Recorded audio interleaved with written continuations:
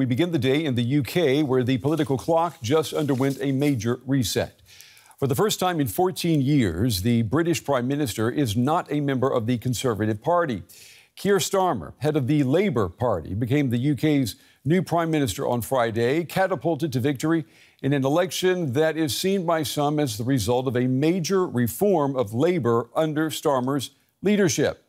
Now, there have been comparisons made with the last Labour landslide. Some of you may remember 1997, when Tony Blair became Britain's youngest 20th century Prime Minister. He and his wife Sherry entering number 10 Downing Street to cheering crowds, excited about the promise of a rebranded party known as New Labour.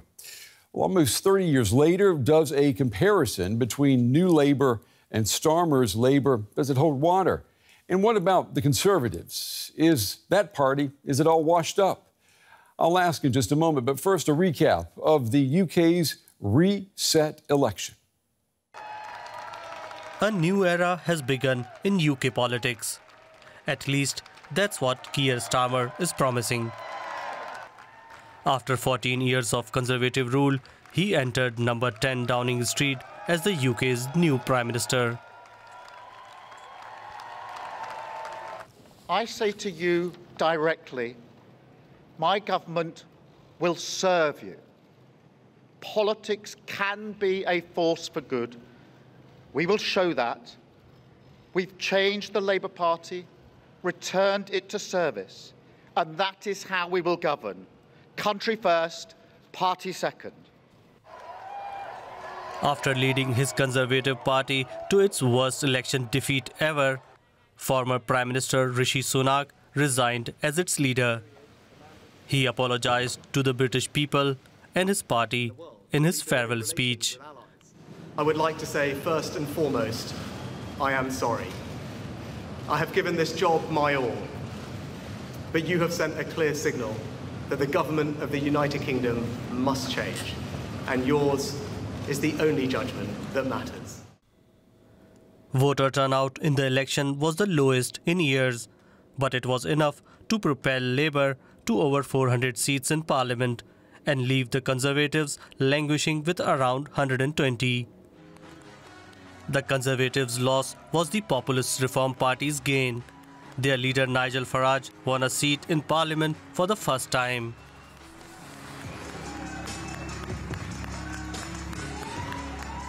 It's not just disappointment with the Conservative Party. There is a massive gap on the centre-right of British politics, and my job is to fill it. And that's exactly what I'm going to do. Many people in the UK are welcoming the new political landscape, but others are sceptical of just how much change this new government can bring about. It will be interesting to see how Labour actually performs. If they don't, I think we'll get another change of government in the next election. We need some new life into what's going on at the moment. I think people are getting fed up. Britain's new Prime Minister got down to work immediately. He began appointing members of his new cabinet in order to fulfill what he says is his top goal of rebuilding Britain. Well, I'm joined now by Quentin Peel. He is a political commentator and a former foreign editor for the Financial Times, a familiar face to our viewers here. He joins me tonight from London. Quentin, it's good to see you.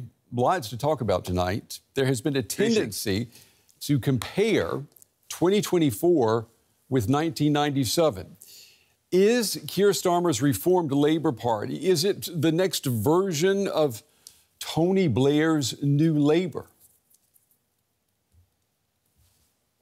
Well, in some ways it is. It's clearly a rather more moderate, centrist form of Labour politics. It's abandoned any of the hopes and pretensions of the hard left Jeremy Corbyn era. Having said that, it does seem to be rather less visionary than Tony Blair ever was. Tony Blair had this vision of New Labour, which he sold very hard and very well, whereas Keir Starmer's instincts are much more cautious. But the question is, he has won himself a much larger, well, a majority almost as big as that one by Tony Blair.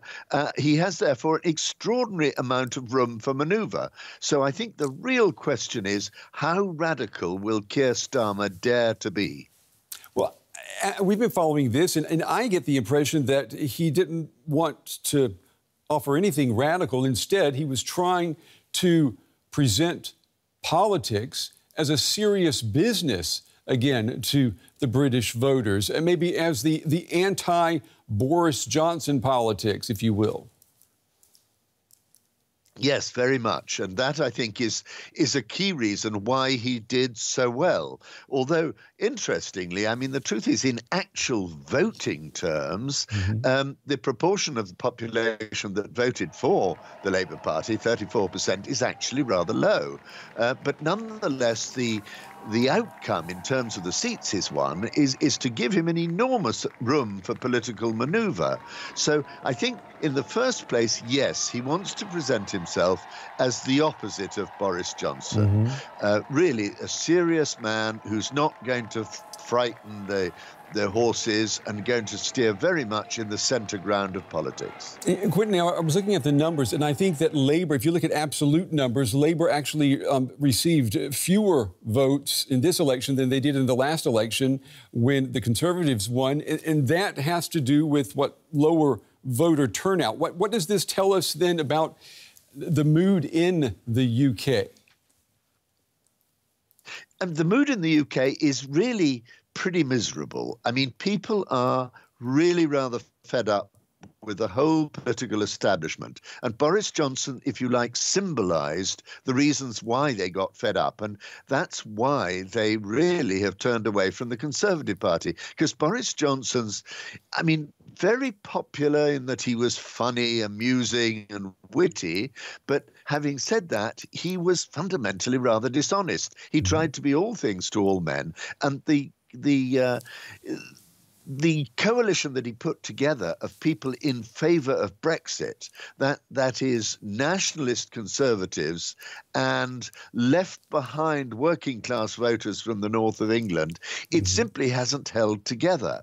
So I think that's the real problem, and that's the image of politics to which Keir Starmer is appealing and saying, look, I'm a serious guy. I'm not going to do anything too radical. But he's going to be under quite a lot of pressure to move faster because the country is in a real economic and social plight. It's got big problems, and he needs to deal with them. You mentioned Brexit, and we know that Keir Starmer, he was against leaving the European Union. He was not a Brexiteer, but if you were to ask him today about the possibility of rejoining the EU, he would say, not in my lifetime. Now, that, of course, speaks to how elastic politics can be, but if you were advising a European leader here on the continent about this new prime minister, what advice would you give?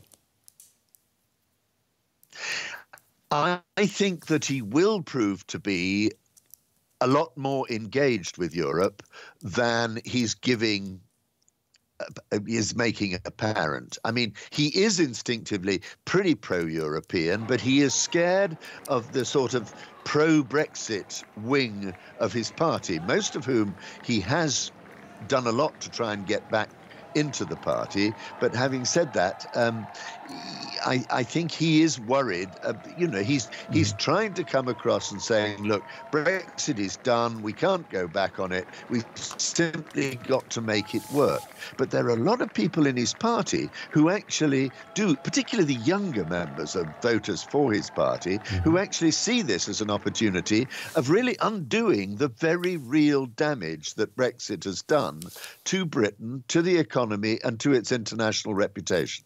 If you look at the UK in comparison with other Western democracies, right now, UK politics appear to be an anomaly. You've got France, you've got the United States, also here in Germany, the tendency being to go to the right. France, maybe the far right.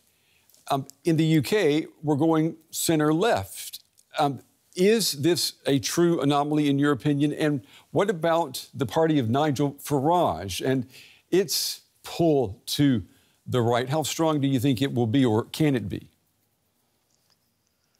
I think that's a very open question, because I think that Nigel Farage, after all, came back into this election campaign very late in the day, and he gave his party, the Reform Party, which is the sort of hard right, anti-European and anti-immigration party, he gave it a real sense of momentum. So if that party can actually pull the wreckage of the Conservative Party over to the far right, then I think we might see that Britain is simply a bit behind the curve for the against the rest of Europe, where the far right has done.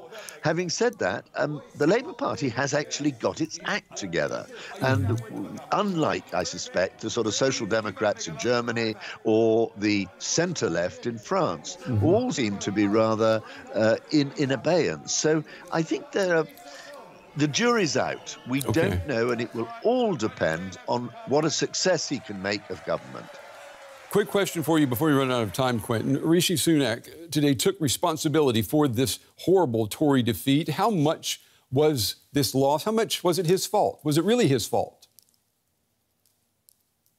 He had a dreadful election campaign, but I do not think it was his fault. I think this was an anti-Conservative vote rather than an anti-Rishi Sunak vote. It was anti-Conservative because of Brexit, because of Boris Johnson, because of Liz Truss and her incompetence. The Conservatives have simply run out of time and run out of the voters' trust that they could get the economy onto an even keel.